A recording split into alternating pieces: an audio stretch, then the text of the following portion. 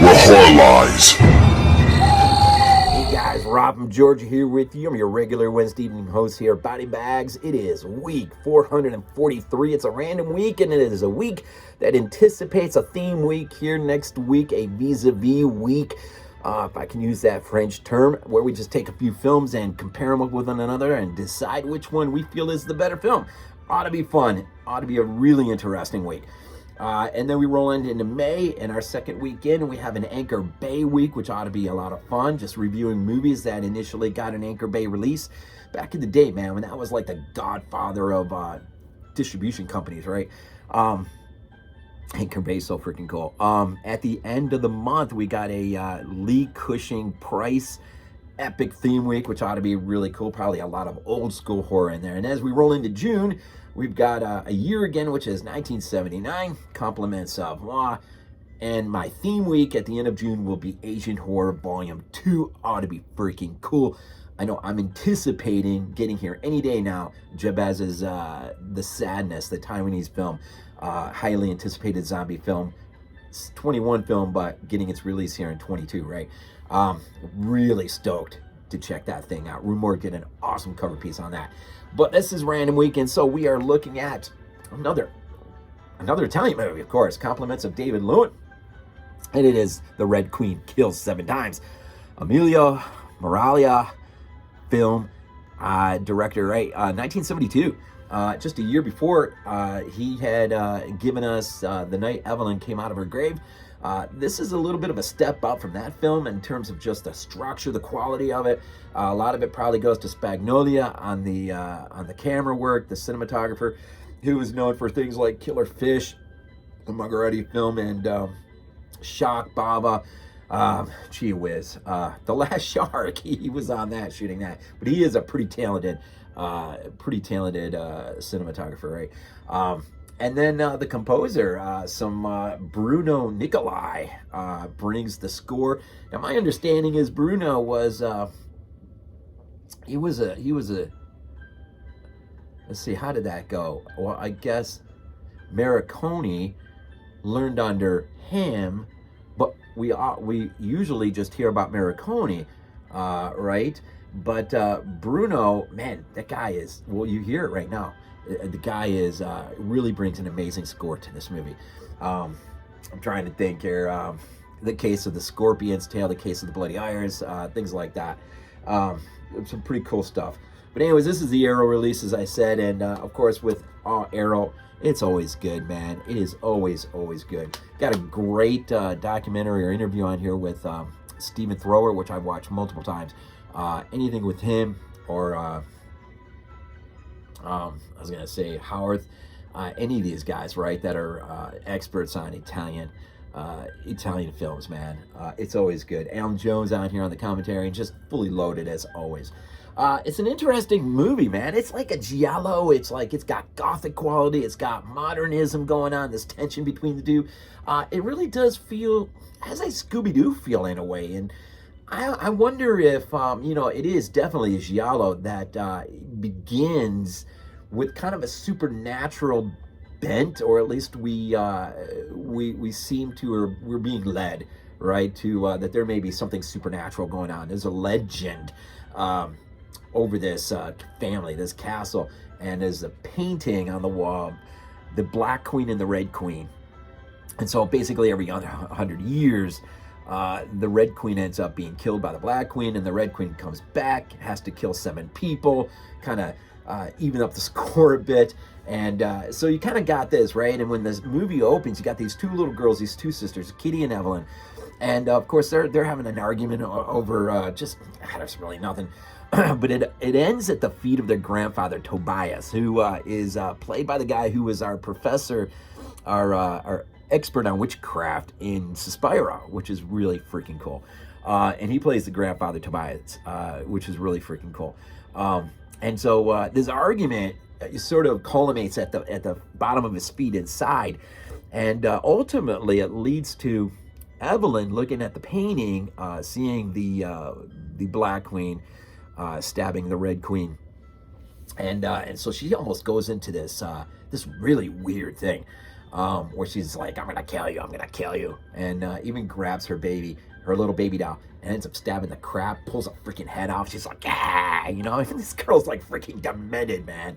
And it's just a freaking cool opening. But then you get this legend, right? Grandfather tells it, and he sort of says it as a warning to these girls that, you know, you're gonna fall into this trap if you're not careful. When he has the painting removed from the premises, and we got like 14 years or something like that from this point to where this 100-year curse is supposed to really take effect. So, you know, jump out ahead. The girls are grown up. There's a lot of flashbacks, a lot of going back and forth, some very pivotal things that happen. It is the giallo. I'm going to be careful where I go with this, man. It is a Red Queen who kills 7 times. And, you know, the supernatural quality to it, it's interesting because that's where we sort of begin. But like with any good Scooby-Doo episode, right, whatever begins supernatural always lands very material, like, you know, where you're pulling the mask off of whomever. And so there's this neat mystery going on. And the girls, as I said, have grown up. Kitty, who is our main protagonist, although you don't see her quite as much in this movie as you would hope, there is an interesting effect of just allowing the story to be told using multiple characters within this film, so you wouldn't spend as much time as you think you would with any one individual character. Well, Kitty for one. Barbara Bouchet, who plays her, which she is fun to watch. The characters, I mean, all the actors and actresses, they do a pretty good job bringing it. But I think the movie, being that it's wrapped up in this giallo, I think it tries too hard. I agree with Stephen Thrower, man. This movie does way too hard of complicating things. I'm going to tell you, you watch this movie and you get to the end, you better have the subtitles on. You're watching it in its wonderful Italian, right? And you have the subtitles on. You'll sort of get the picture, okay. But even though you're getting the picture, you're just sitting there still going, what? Back up a little bit. So you got Kitty. Kitty runs I think she doesn't run it, but she's a photographer at a pretty famous, I guess, fashion model place. I think Blood and Black Lace, I think, that Bava film. So she kind of stays away from the castle as much as she can. She has her life anchored in this place. And she's basically spending way too much time with Hoffman, who plays, what's his name? Hoffman's his name, but Ugo Pagliai, who plays, he's kind of like a manager guy, right? And his wife is in an insane asylum. And I don't know if they ever really explained why. She's has some serious issues going on. And so I'm just going to say, the story is sort of all over this place, right? But you got someone who takes up the reins of the Red Queen and starts knocking people off. There's a great homage, I guess would be an homage to Deep Red, with somebody being caught into the door, their clothing caught in a door, and then being dragged by a car, slammed into a curb. You kind of got that going. You got a lady who ends up being impaled on a fence, iron fence, man. That's pretty right up through the neck. That's pretty insane. It's interesting, but the way it interweaves itself and trying to bring this legend, you know, to the forefront, you just know in a Scooby-Doo type way, you know something else is afoot, something else is going on, something or someone is manipulating things to a great degree in order to, well, let's just put this out there. This, like a lot of giallos, there's an inheritance involved. And when Tobias I think he's the first one who the Red Queen visits, and he dies of fright in the middle of the night in his bed. Well, when the will is read to the immediate family members, of course, Tobias does something interesting. He so much believes in this legend that he decides to prolong the reading of the will for like a year or something like that. And so he wants everything in terms of the legend of the Red Queen and everything else. He wants it all to be completely, shaken out before anyone gets what they're rightfully entitled to. So you got the inheritance in the middle of this thing. So you know something else. You got this great dream sequence. Kitty has this dream where she's being chased, or just sees sort of the Red Queen, and it's in this really long hallway effect. And it's a cinematography is so freaking awesome, man. The way they just allow it to sort of, you see the Red Queen running, it's sort of towards you, but then you see glimpses of the people that have already been killed. And it's just a great effect. It's a great dream sequence. But Kitty is really haunted for this main reason. And I'll just kind of throw this out there too. You get a flashback where Kitty and Evelyn are growing up, right? But they're having a really bad argument fight. And Kitty, out of frustration, they're near the water side of their lake. She pushes her, and when she does, Evelyn bashes her head up against one of the stone monument things behind her. She falls into the lake and she's believed to be dead.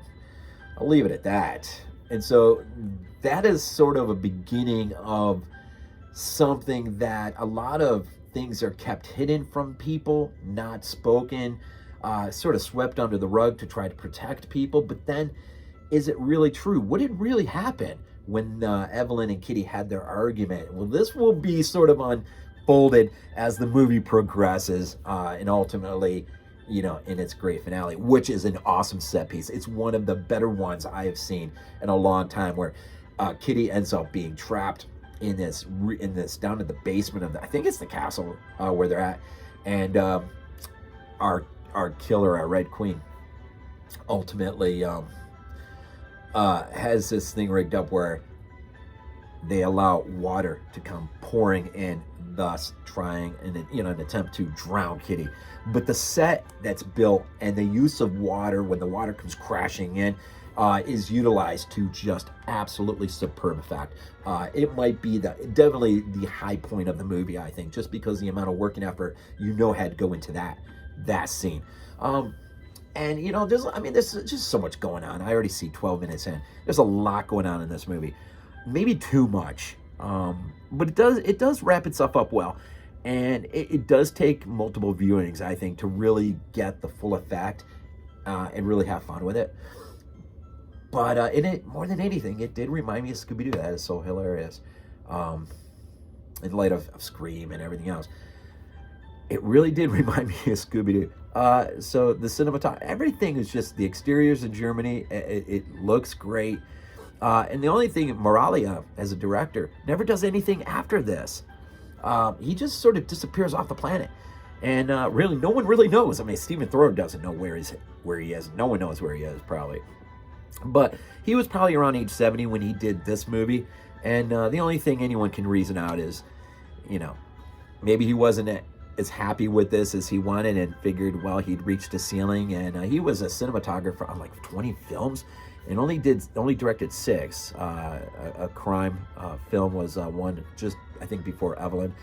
But he disappears. No one knows. So he probably just cashed it in and just said, I'm done. I did my thing.